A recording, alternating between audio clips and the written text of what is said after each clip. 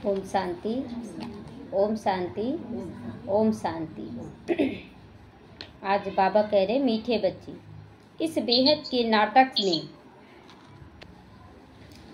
के नाटक में तुम आत्माओं को अपना अपना पार्ट मिला हुआ है। अभी तुम्हें शरीर रूपी कपड़े उतार कर घर जाना है। ये शरीर रूपी कपड़ा उतार कर घर जाना, क्योंकि वहाँ से कैसे आए थे हम? नंगे आए थे और नंगे ही जाएंगे। तो नंगे होने का मतलब बाहरी वस्त्र नहीं, ये शरीर रूपी वस्त्र की बात हो रही है। तो फिर नए राज्य में आना है, फिर हम निराकार उतरेंगे फिर, और नया वस्त्र सतयुग में धारण करेंगे। प्रश्न है, बाप कोई भी कार्य प्रेरणा से नहीं करती, उनका अवतरण होता है। यह किस बात से सिद्ध होता है? आज एक भाई अनुभव अपना सुना रहे थे कि बाबा में जुड़े हुए थे। अचानक उनको सुबह सुबह आया कि पंखा उनके ऊपर गिर रहा है। तो वो बोले क्या स्वप्न देखे? तो फिर अनसुना अनदेखा कर दिए। और उसके बाद फिर दूसरा दिन हुआ तो उनको बेचैनी टाइप का अनुभव होने लगा। रात में बेचैन अनुभव होने लगे, नींद आ ही नहीं रहा। 12-1 बज गया। और उसके बाद सोचे कि चलो दूसरे कमरे में जाते हैं। और दूसरे कमरे में जैसे ही जाने के लिए साइड हटे तो पंखा बहुत जोर से आवाज़ किया और एकदम तार को पकड़े हुए, लेकिन लटक गया पूरा टूट के नीचे। अब वो तो बोला कि हमको बचा लिया, भगवान तो प्रेरणा दिया, लेकिन प्रेरणा को नहीं समझ पाए ना। तो अगर प्रेरणा दे ना तो हम लोग नहीं समझ पाएंगे, उतना क्लियर बुद्धि नहीं है। और अगर सम्मुख बोल दे कि पंखा खराब हो गया, कभी भी गिर सकता है, तो हम लोग तुरंत अटेंशन देते हैं। तो इसीलिए बाबा कह रहा है कि बाप कोई भी कार्य प्रेरणा से नहीं करती, उनका अवतरण होता है। यह किस बात से सिद्ध होता है? तो उत्तर है, बाप को कहते ही हो करण करावन हार। करण करावन हार करता भी है दुनिया को परिवर्तन, और हम बच्चों से करवाता भी है। करण करावन हार है। प्रेरणा का तो अर्थ है विचार। विचार दिया, आखिर पंखा गिरने का क्या हुआ? विचार ही तो आया ना कि पंखा गिरेगा। विचार दिया तो प्रेरणा को पकड़ नहीं पाया। तो प्रेरणा से कोई नई दुनिया की स्थापना नहीं होती है। बाप बच्चों से स्थापना कराते हैं। कर्मेंद्रियों के बिगड़ तो कोई कुछ भी नहीं करा सकते ना, इसीलिए उन्हें भी शरीर का आधार लेना पड़ता है, क्योंकि बिना शरीर का आधार लिए बाबा हम लोगों से बात कैसे करेंगे? ओम शांति। रूहानी बच्चे रूहानी बाप के सामने बैठे हैं, गोया आत्माएं अपने बाप के सम्मुख बैठी है। तो सब शरीर में, लेकिन यहाँ समझ के क्या बैठे? हम परमात्मा से ज्ञान सुन रहे हैं, हम आत्माएं ये ज्ञान सुन रही हैं। आत्मा जरूर जिस्म के साथ ही बैठेगी ना, अलग तो नहीं बैठेगी आत्मा।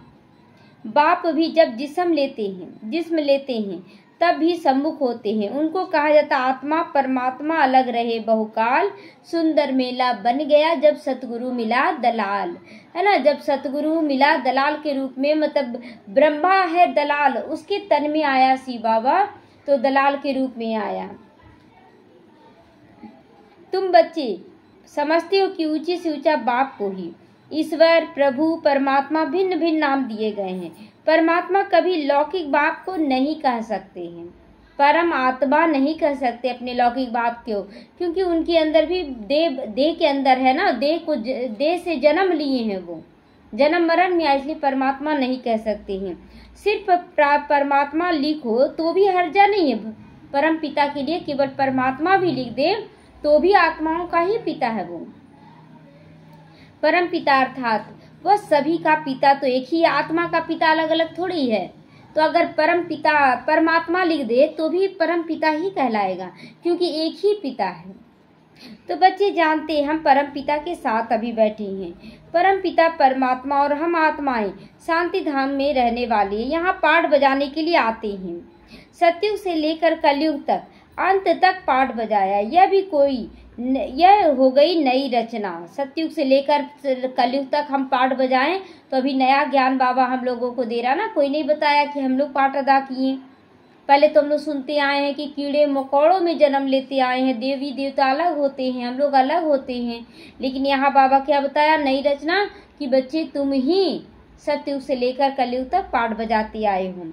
तो रचता बाप ने समझाया कि तुम बच्चों ने ही ऐसा पाठ बजाया है, कोई दूसरा कोई नहीं बजाया। सतयुग में भी तुम ही थे, त्रेता में भी तुम, द्वापर में भी तुम और कलयुग में भी तुम। अभी संगम पर आए हो तो सब कुछ जान गए हो। तो आगे यह नहीं जानते थे कि हमने 84 जन्मों का चक्र लगाया। अभी तुम बच्चों से ही बाप बातें करते हैं जिन्होंने 84 का चक्र लगाया है। सब तो 84 जन्म ले न सके। यह समझाना है कि 84 का चक्र कैसे फिरता है।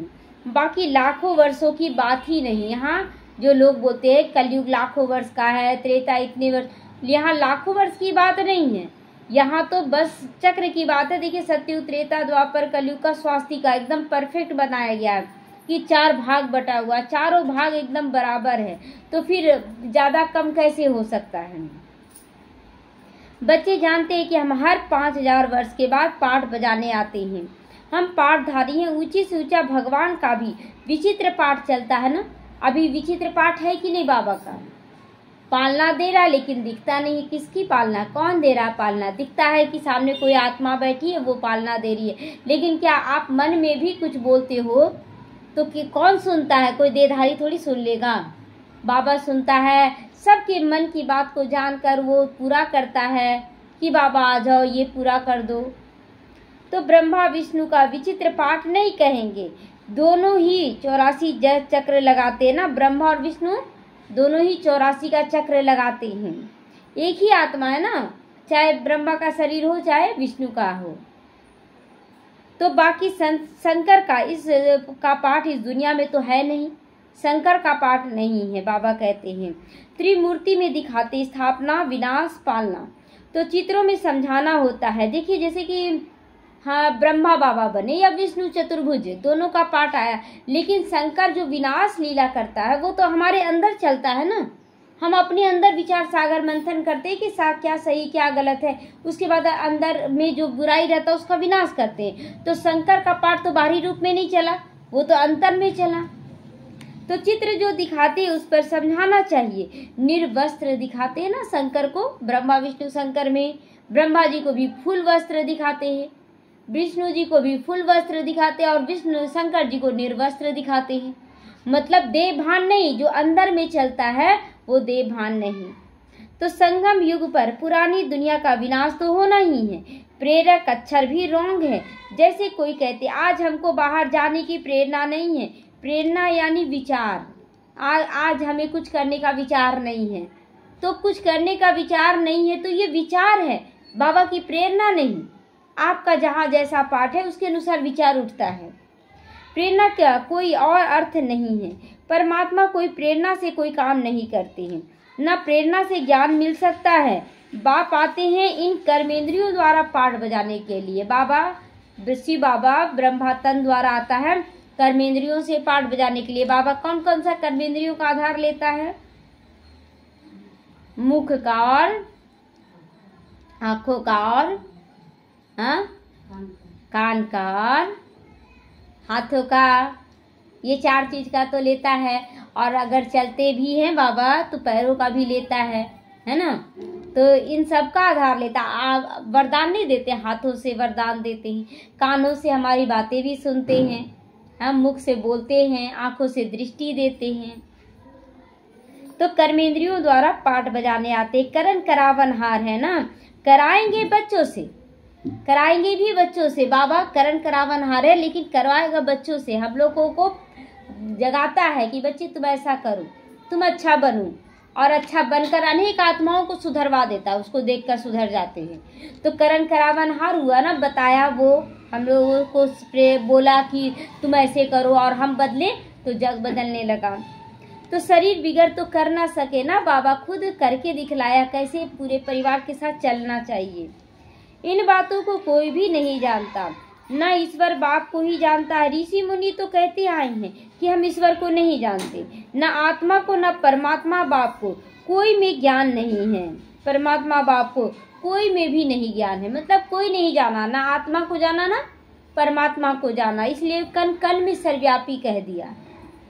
बाप है मुख्य क्रिएटर, डायरेक्टर, डायरेक्शन भी देते हैं, श्रीमत देते हैं ना, तो डायरेक्शन देते हैं। मनुष्यों की बुद्धि में सर्वव्यापी का ज्ञान है। तुम समझते हो बाबा हमारा बाबा है, वो लोग सर्वव्यापी कह देते हैं तो बाप समझ नहीं सकते। अगर सर्वव्यापी है मेरे अंदर भी तुम्हारे अंदर भी, बाप कैसे होगा। फिर कोई बाप है तो कोई बेटा है ना, कोई पत्नी है तो कोई पति है, कैसे बाप हो जाएगा? तो बाप अलग है ना। तो सर्वव्यापी कहने के क्यों मतलब हुआ? क्योंकि जब हम लोग कहीं जाते हैं, किसी से बातें करते हैं, तो बाबा आपकी दृष्टि पड़ रही है, बाबा आप मेरे साथ चले, ये भावना जो सिखाया है बाबा, वो भावना साथ साथ चलती है। उस भावना के कारण हम लोग बोलते हैं कि भगवान सर्वव्यापी है भक्ति मार्ग में। तो तुम समझती हो कि यह बेहद का बाप की फैमिली बन गई ना। हर एक आत्मा बाबा की संतान है, तो बेहद का फैमिली बना हम लोगों का। ब्राह्मण परिवार बेहद का फैमिली। हम दूसरों को देखते हैं तो बोलते हैं ये आत्मा बाबा आपका बच्चा है, फैमिली बना लिए ना, तो मेरा भाई हो गया। सर्वव्यापी कहने से फैमिली की खुशबू नहीं आती है। बोलते थे भगवान सब जगह है, तो कोई मानता था कि मेरा परिवार है, बस अपने बच्चों के लिए, अपने परिवार के लिए किया, अब बाकी आत्माओं के लिए ये मेरे थोड़ी हैं। जो हम इनके लिए सोचे, दुश्मनी भी निकाल लेते थे। कोई बच्चा पास हुआ, हमारा बच्चा फेल हुआ, तो हम क्या बोलते थे कि मेरा बच्चा पास हो जाए, इसका देखो ना बच्चा पास हो गया, पता नहीं कैसे पास हो गया, वो तो पढ़ता भी नहीं था। फैमिली का तो नहीं आया फीलिंग। और अभी कोई भी बच्चा पास होता है तो बोलते चलो बहुत अच्छा है, सब बच्चे बहुत अच्छे हैं, है ना। तो ये फैमिली की फीलिंग है इस समय। तो उनको कहा जाता है निराकार सी बाबा, निराकारी आत्माओं का बाबा। शरीर है तब तो आत्मा बोलती है कि बाबा, बिगड़ शरीर तो आत्मा भी बोल ना सके। भक्ति मार्ग में बुलाते आए हैं कि आओ बाबा आओ, लेकिन कैसे आएगा? पतित उनको तो ब्रह्मा का शरीर चाहिए ना। तो ब्रह्मा जब तक पूरा अपना 84 जन्म पूरा ना करे तब तक बाबा नहीं आ सकता है। और 84 जन्म में भी आ तो गए थे 84 जन्म में, लेकिन जब तक 84 जन्म यानी 60 साल पूरा नहीं किया तब तक बाबा प्रवेश नहीं करता है। तो समझते वह बाबा दुख हरता सुख करता है। सुख मिलता है सुख धाम में, शांति मिलती है शांति धाम में। यहाँ तो दुख ही दुख है। यह ज्ञान तुमको मिलता है संगम पर, पुराने और नए के बीच में। पुराना है कलयुग, नया है सतयुग, उसके बीच का 50-50 वर्ष लिया गया और इसे संगम युग बनाया गया। बाप आते ही तब जब नई दुनिया की स्थापना और पुरानी दुनिया का विनाश होना होता है।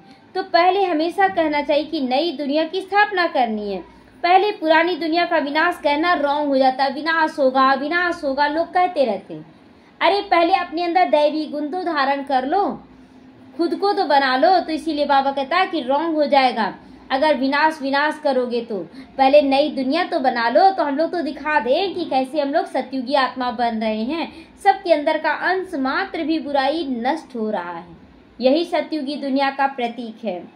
तो अभी तुमको बेहद के नाटक की नॉलेज मिलती है। जैसे उस नाटक में एक्टर्स आते हैं तो घर के साधारण कपड़े पहनकर ही आते हैं, फिर नाटक में आकर कपड़े बदलते हैं ना।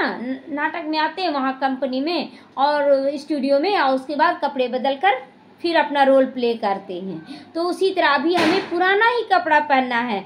जब नए नाटक में जाएंगे, सतयुग में जाएंगे, तब नया शरीर मिलेगा, नया वस्त्र मिलेगा। तो फिर नाटक पूरा हुआ तो वह कपड़े उतार कर घर जाते हैं। तो यहाँ पर नाटक पूरा हुआ, भी सतयुग त्रेता द्वापर कलयुग का हम लोगों का रोल था वो पूरा हो गया। अब जाएंगे कैसे? यहाँ का कपड़ा उतार के ही जाएंगे ना। तो यहाँ तुम आत्माओं को घर में और शरीर ही आना होता है। यहाँ आकर फिर शरीर रूपी कपड़े पहनते हो। हर एक का अपना अपना पार्ट मिला हुआ है। यह है बेहद का नाटक। अब यह बेहद की सारी दुनिया पुरानी है फिर नई हो जाएगी। ये सारी दुनिया कैसी है? पुरानी है कि नहीं? दिखता है पुराना है, दिखता है पुराना है। सारी दुनिया पुरानी हो चुकी है, दिखता है? कैसे दिखता है?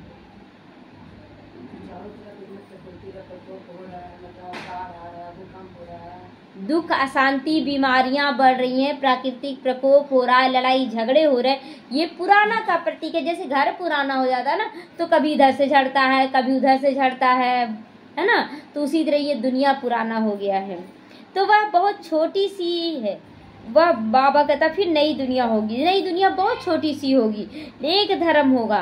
तुम बच्चों को इस पुरानी दुनिया से निकलकर हद की दुनिया में, नई दुनिया में आना है, क्योंकि वहाँ एक धर्म होगा।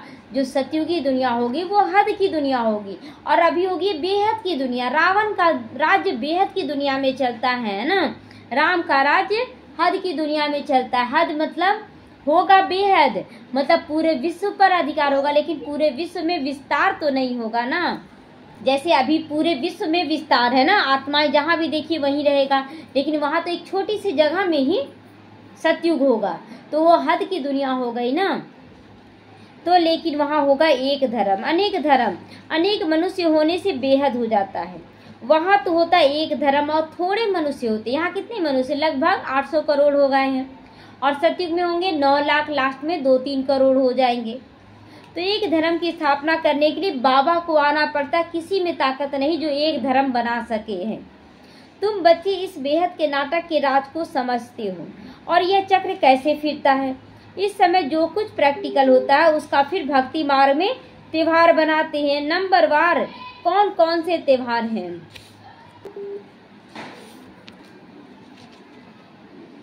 नंबरवार कौन कौन से त्योहार, यह भी तुम जानती हो। ऊंची से ऊंचा भगवान है, शिव बाबा की जयंती कहेंगे। बाबा कहते हैं ना सबसे बड़ा त्योहार हमारे लिए कौन सा है, शिव जयंती है। सबसे बड़ा त्योहार है शिव जयंती है। जब आए तब फिर और त्योहार बनते। शिव बाबा आया तो क्या किया, पवित्रता का राखी बंधवाया तो रक्षाबंधन शुरू हो गया। शिव बाबा आया तो श्याम सुंदर का ज्ञान देकर हमें सुंदर बनाने लगा, तो कृष्ण जन्माष्टमी हो गया। तो सारे त्योहार तो यही है, हमें अपने अंदर के विकारों का ज्ञान देकर उसका विनाश करना सिखलाया, तो दशहरा हो गया, विजयदशमी मनाए। तो इस तरह से सारे त्योहार उसके आने के बाद ही होते हैं संगम युग पर, और फिर ये रिपीट होते हैं द्वापर युग से। तो शिव बाबा पहले पहले आकर गीता सुनाते हैं, अर्थात आदि मध्य अंत का ज्ञान सुनाते हैं। ज्ञान अभी हम सब बच्चों को बाबा बहुत अच्छे से दे रहा है। योग भी सिखाते। अब योग किससे लगना चाहिए, शिव बाबा से योग लगना चाहिए, साथ साथ तुमको पढ़ाते भी हैं। तो पहले पहले बाप आया, शिव जयंती हुई, फिर कहेंगे गीता जयंती। आत्माओं को गीता का ज्ञान सुनाते हैं, तो गीता जयंती हो गई ना। बाबा के आते ही कैसे 3 चीज एक साथ हो गया, एक शिव जयंती, दूसरा गीता जयंती, और तीसरा कृष्ण जयंती, है ना। क्योंकि कृष्ण तैयार होने लगे, स्टार्टिंग तो हो गया ना उनको तैयार करने का। तो तुम बच्चे विचार कर त्योहारों को नंबरवार लिखो। तो पहले शिव बाबा आया है, एक ही साथ ही चालू। पहले शिव बाबा आया, गीता का ज्ञान दिया, उसके बाद कृष्ण जन्माष्टमी हुआ। तो इन बातों को समझेंगे भी अपने धर्म के। हर एक को अपना धर्म प्यारा लगता है ना, तो दूसरे धर्म वालों की बात ही नहीं है। भले किसी को दूसरा धर्म प्यारा भी हो है, परंतु उसमें आ ना सके, है ना। भले किसी को दूसरा धर्म प्यारा भी लगे, लेकिन वो दूसरे धर्म में नहीं आएंगे, वो आएंगे अपने ही धर्म में। तो स्वर्ग में और धर्म वाले थोड़ी आ सकते हैं। स्वर्ग में लक्ष्मी नारायण की दुनिया में त्रेता वाले भी नहीं आ सकते हैं, बना हुआ है ड्रामा। तो फिर मतलब नीचे वाले ऊपर नहीं आ सकते हैं, ऊपर वाले नीचे आ सकते हैं। नीचे वाले का घर नीचे है, ऊपर जाएगा क्या, नहीं। तो झाड़ में बिल्कुल साफ है, जो जिस धर्म में है उसी समय आते हैं, उसी समय आएंगे। पहले बाप आते हैं, वही आकर राजयोग सिखाते हैं, तो कहेंगे शिव जयंती, सो फिर गीता जयंती, और फिर वही नारायण जयंती। तीनों हो गया ना, नारायण बनाया ना, तो वह तो हो जाता है सतयुग। फिर वो भी लिखना पड़े नंबरवार, सभी एक जैसे बनेंगे। सतयुग में भी जाने वाली आत्मा एक जैसी नहीं होगी। यह ज्ञान की बातें हैं। शिव जयंती कब हुआ ये किसी को भी पता नहीं। ज्ञान सुनाया, जिसको गीता का कहा जाता है, गीता कहा जाता है। फिर उसका विनाश होता है, जगतम्बा विनाश भी होता है गीता का ना, लोप हो जाता है। मतलब जगतम्बा आदि की भी जयंती की कोई हॉलीडे नहीं मनाते हैं। मनुष्य किसी की भी तिथि तारीख आदि को बिल्कुल भी नहीं जानती। लक्ष्मी नारायण सीताराम का राज्य को नहीं जानते। तिथि तारीख मालूम है कब आएगा एक्यूरेट, क्यों नहीं जानते, क्योंकि हम लोग सब शरीर छोड़ेंगे, और कृष्ण का जन्म जो होगा वो कोई नहीं जान पाएगा। 2500 वर्ष में जो आए उनको जानते हैं, परंतु उनसे पहले जो आदि सनातन देवी देवता धर्म के थे उनको कितना समय हुआ कुछ भी नहीं जानते। 5000 वर्ष में से बड़ा कल्प हो न सके। आधा तरफ तो ढेर संख्या आ गई और आधा तरफ कम, है ना। सतयुग त्रेता युग आधा हुआ और द्वापर कलयुग आधा हुआ, एक तरफ इधर। तो सतयुग त्रेता की आबादी कितनी होगी, 33 करोड़। और इधर द्वापर कलयुग में आबादी कितना हो गया, 800 करोड़। तो किधर इधर ज्यादा संख्या हो गया ना, तो बाकी आधा में इनका राज्य। फिर जास्ती वर्षों का कल्प हो कैसे सकता है। बाबा कहते हैं ना, आधा आधा का है, आधा में राम राज, आधा में रावण राज्य। लेकिन आबादी के साथ साथ लोग युग का आयु भी बढ़ा दिए, तो 84 लाख जन्म भी नहीं हो सकता है। वो लोग समझते कलयुग की आयु लाखों वर्ष की है। मनुष्य को अंधियारे में डाल दिया ना, कहा सारा ड्रामा 5000 वर्ष का है, और कहाँ सिर्फ कलयुग के लिए कह देते अभी 40,000 वर्ष पड़ा हुआ है। कितना अंतर आ गया ना, पूरा चारों युग 5000 साल, और कहाँ केवल कलयुग 40,000 वर्ष अभी और पड़ा हुआ है। जब लड़ाई लगती है तो समझते भगवान को आना चाहिए, लेकिन भगवान को आना चाहिए संगम पर, है ना, जब कलयुग का अंत और सतयुग का आदि होता है। महाभारत लड़ाई तो लगती है संगम पर।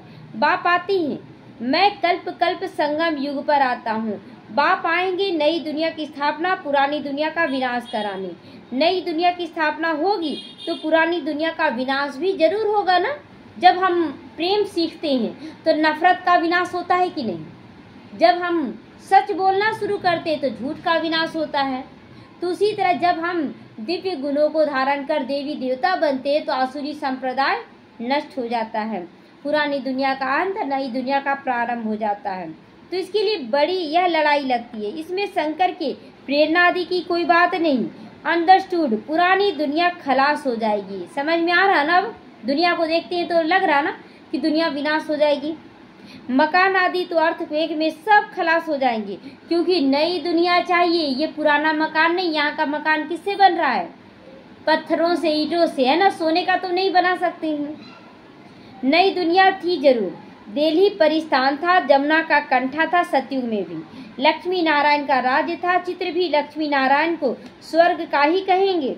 तुम बच्चों ने साक्षात्कार भी किया है कि कैसे स्वयंवर होता है वहाँ, कैसे स्वयंवर होता है, साक्षात्कार होता था आदि रत्नों को। यह सब पॉइंट बाबा रिवाइज कराते। अच्छा पॉइंट याद नहीं पड़ती तो बाबा को याद करो। जब मतलब परिस्थिति हो जाता है या कोई भी ऐसा आ जाता मन में विचार गलत, तो ज्ञान याद नहीं आता तो बोलते बाबा कि सिर्फ बाबा को याद करो।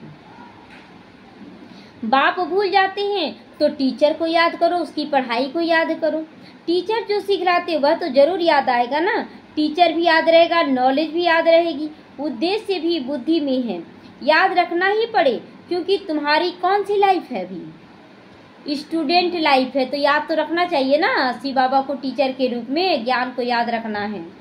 यह भी जानते हो जो हमको पढ़ाते वो हमारा बाप भी है। लौकिक बाप कोई गुम नहीं हो जाता है, लेकिन लौकिक पारलौकिक, और यह है अलौकिक पिता, है ना। तो शिव बाबा पारलौकिक पिता है, लेकिन गुम हो जाता है ना, याद गुम हो जाता है। लौकिक पिता गुम हो जाएगा, उसको तो साकार में देखते हैं। तो इनको कोई याद नहीं करते, लौकिक को, अलौकिक बाप को याद नहीं करते हैं। लौकिक बाप से भी वर्षा मिलता है और पारलौकिक बाप से भी वर्षा मिलता है, तो दोनों को याद करते हैं, लेकिन अलौकिक बाप को याद नहीं करते हैं। अंत तक याद रहती है दोनों पिता, है ना। मरने समय भी मेरा कौन पिता था याद रहता है। शरीर छोड़ा फिर दूसरा बाप मिलता है, जन्म बाई जन्म लौकिक बाप मिलते, पारलौकिक बाप को भी दुख व सुख में याद करते हैं। बच्चा मिला तो कहेंगे ना ईश्वर ने बच्चा दिया, बाकी प्रजापिता को क्यों याद करेंगे। इनसे कुछ मिलता थोड़े ही है ब्रह्मा बाबा से। इनको अलौकिक फादर कहा जाता है। तुम जानते हो हम ब्रह्मा द्वारा शिव बाबा से वर्षा ले रहे हैं। जैसे हम पढ़ते हैं तो यह रथ भी निमित्त बना हुआ है, ब्रह्मा बाबा का रथ है। बहुत जन्मों के अंत में इनका शरीर ही रथ बनता है, दूसरा कोई शरीर नहीं बनता। रथ का नाम तो रखना पड़ता है ना, तो यह है बेहद का सन्यास। रथ कायम ही रहता है, बाकी का ठिकाना नहीं। बाबा कहते हैं ना, देखिए बाकी का ठिकाना नहीं, तो आज कितनी सारी आत्माएं जो शरीर छोड़ दी एडवांस पार्टी में चली गई, लेकिन ब्रह्मा बाबा आज भी कायम है ना, अव्यक्त फरिश्ते के रूप में। तो इसीलिए बाकी का ठिकाना नहीं, लेकिन ये अंतिम समय तक रहेंगे। चलते चलते भी भगंती भी हो जाते हैं बच्चे, बाबा के बच्चे। यह रथ मुकर्रर, ये कभी भागता नहीं, भागा अव्यक्त होकर भी अभी पार्ट निभा रहा है। ड्रामा अनुसार इसको कहा जाता भाग्यशाली रथ। तुम सबको भाग्यशाली रथ नहीं कहेंगे। भाग्यशाली रथ एक को ही माना जाता जिसमें बाप आकर ज्ञान देते हैं, स्थापना का कार्य कराते। तुम भाग्यशाली रथ नहीं ठहरे। तुम्हारी आत्मा इस रथ में बैठ पड़ती है। तुम्हारी आत्मा इस रथ में बैठकर पढ़ते हैं हम लोग। आत्मा पवित्र बन जाती, इसीलिए बलिहारी स्तन की जिसमें बैठ बाबा पढ़ाते। जब बाबा नहीं आता स्तन में तो हम लोग को पढ़ाता क्यों? कौन पढ़ाता? कैसे हम पवित्र बनते? तो बलिहारी स्तन का ना, ब्रह्मा के रथ का, जिसके तन में शिव बाबा आया। तो यह अंतिम जन्म बहुत वैल्यूबल है। फिर शरीर बदल हम देवता बन जाएंगे। इस पुराने शरीर द्वारा ही तुम शिक्षा पाते हो, शिव बाबा के बनते हो। तुम जानते हो हमारी पहली जीवन बर्थ नॉट ए पेई थी। कैसा जीवन था बाबा के पास आने से पहले? कौड़ी मिसल था, दुखी थे, अशांत थे, बीमार थे। अब पाउंड बन रही है ना हमारा जीवन। तो जितना पढ़ेंगे उतना ऊंचा पद पाएंगे। बाप ने समझाया है, याद की यात्रा है मुख्य। इनको ही भारत का प्राचीन योग कहते। इसमें तुम पतित से पावन बनते हो। स्वर्गवासी तो सब बनते हैं, फिर भी पढ़ाई पे मदार है। मतलब जो बच्चे ज्ञान में आ गए वो स्वर्ग के अधिकारी बनेंगे, लेकिन सारा पद पढ़ाई पे मदार है। क्यों? ऊंचा पद पाना है। तो तुम बेहद की स्कूल में बैठे हो, तुम फिर देवता बनोगे। तुम समझ सकते हो ऊंचा पद कौन पा सकते हैं, कौन पा सकते हैं ऊंचा पद। ये पता चल रहा है ना अभी सबकी स्थिति। और जब कोई कुछ बोलता है ना तो उसके मुख से पता चलता है ये कौन सा दुकान खोला है, कैसा दुकान खोला है। तो उनको क्वालिफिकेशन क्या होनी चाहिए, उनकी क्वालिफिकेशन क्या होनी चाहिए आप बताएंगे, ठीक है? एक एक गुण बताएंगे। जो नंबर 1 में जाने वाली आत्मा होगी उसका क्वालिफिकेशन आज पूछेंगे। तो पहले हमारे में भी क्वालिफिकेशन नहीं थी ना, थी? कुछ भी नहीं था हमारे अंदर। आसुरी मत पर चलते थे, अब ईश्वरीय मत मिलती है। तो आसुरी मत से हम उतरती कला में आते हैं और ईश्वरीय मत में चढ़ती कला में आते हैं। तो ईश्वरीय मत देने वाला एक है, आसुरी मत देने वाले अनेक हैं। माँ बाप भाई बहन टीचर गुरु कितनों की मतें मिलती है ना जब जीवन में चलते हैं। तो माँ अलग बताती है ऐसे करो, बाप अलग बताते हैं, भाई अलग बताते हैं, बहनें अलग बताती, समाज अलग बताता है। और बाबा जब आता है तो एक मत देता है। तो अभी तुमको एक मत मिलती है जो 21 जन्म तक काम आती है। तो ऐसे श्रीमत पर चलना चाहिए ना। जितना चलोगी उतना श्रेष्ठ पद पाओगे। तो श्रेष्ठ पद पाने का आधार क्या हुआ? श्रीमत हुआ। श्रीमत पर जितना चलेंगे उतना ऊंचा पद पाएंगे। तो कम चलेंगे तो कम मिलेगा।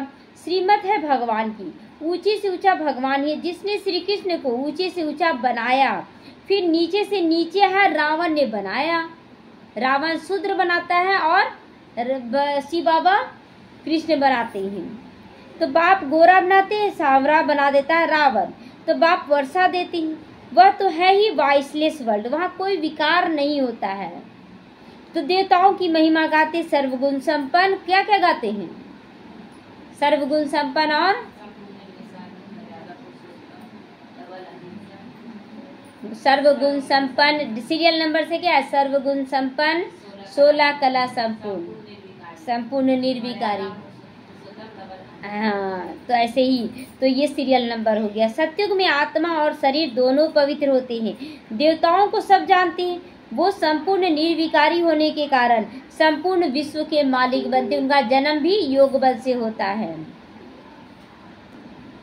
तो अभी नहीं है, फिर बन रहे। बाप भी संगम युग पर आते। ब्रह्मा के द्वारा ब्राह्मण हम बने। ब्रह्मा के बच्चे तुम सब ठहरे, है ना? जितने भी ब्राह्मण आत्माएं हैं सब बाबा के बच्चे ठहरे। वह तो ग्रेट ग्रेट ग्रैंड फादर है। बोलो, प्रजापिता ब्रह्मा का नाम नहीं सुना है आपने? पूछना है सबसे कि आपने नहीं सुना है प्रजापिता ब्रह्मा का नाम? तो बाबा से बोलते हैं सबसे पूछना है कि क्या प्रजापिता ब्रह्मा का नाम नहीं सुने हो? परम पिता परमात्मा ब्रह्मा द्वारा ही सृष्टि रचेंगे ना। ब्राह्मण कुल है, ब्रह्मा मुख वंशावली भाई बहन हो गए। अभी बाबा के जितने भी बच्चे बनते आपस में क्या सोचना है? हम एक पिता की संतान भाई बहन हैं। तो यहाँ राजा रानी की बात नहीं कि हम राजा बन गए। अब बाबा का बहुत अच्छे से बहुत आत्माएं बोल रही है ना कि अब हमको ज्ञान लेने का दरकार नहीं, हम पूरा ज्ञान ले चुके हैं। तो ये समझना भी मूर्खता है, अभिमान है, अहंकार है, और अहंकार जहाँ से जन्म लिया वहीं से आप नीचे गिरना शुरू हो जाते हैं। तो यह ब्राह्मण कुल तो संगम युग का थोड़ा सा समय चलता, संगम का। रजाई न पांडवों की यहाँ है न कौरवों की रजाई है। हम पांडव बन रहे, बाहर वाले कौरव, किसी का रजाई चलेगा क्या? किसी का नहीं। अच्छा, मीठे मीठे सीख लेते बच्चों प्रति माता पिता बाप दादा का याद प्यार और गुड मॉर्निंग। रूहानी बाप की रूहानी बच्चों को नमस्ते। हम रूहानी बच्चों की रूहानी माता पिता बाप दादा को याद प्यार, गुड मॉर्निंग और नमस्ते नमस्ते। शुक्रिया बाबा, शुक्रिया। धारणा के लिए आज मुख्य सारे 21 जन्म श्रेष्ठ पद का अधिकारी बनने के लिए सब आसुरी मत को छोड़ एक ईश्वरीय मत पर चलना है। संपूर्ण वाइसलेस बन जाना है, संपूर्ण निर्विकारी बन जाना है। इस पुराने शरीर में बैठकर बाप की शिक्षाओं को धारण कर देवता बनना। इसी पुराने शरीर द्वारा पूरा पुरुषार्थ कर लेना है। जो लेना है इसी तन द्वारा लेना है, फिर दूसरे शरीर द्वारा नहीं लेन देन होगा। तो शिक्षाओं को धारण कर देवता बनना, यह बहुत बहुत वैल्यूबल जीवन है हमारा, है ना, सबसे कीमती जीवन है। इसमें बर्थ पाउंड बनना है, हम बर्थ नॉट ए पेनी यानी कौड़ी से हीरा बनना है। वरदान है सभी आत्माओं को यथार्थ अविनाशी सहारा देने वाले आधार और उद्धार मूर्त बनो। कैसा बनना है? सबको कैसा सहारा देना? अविनाशी सहारा, मतलब वो धोखा भी देगा तो भी हम उसकी निंदा ना करें, उसको सकाश देंगे।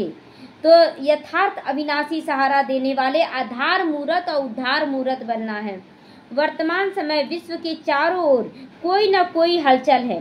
कहाँ मन के अनेक टेंशन की हलचल है, कहाँ प्रकृति की तमो प्रधान वायुमंडल के कारण हलचल है।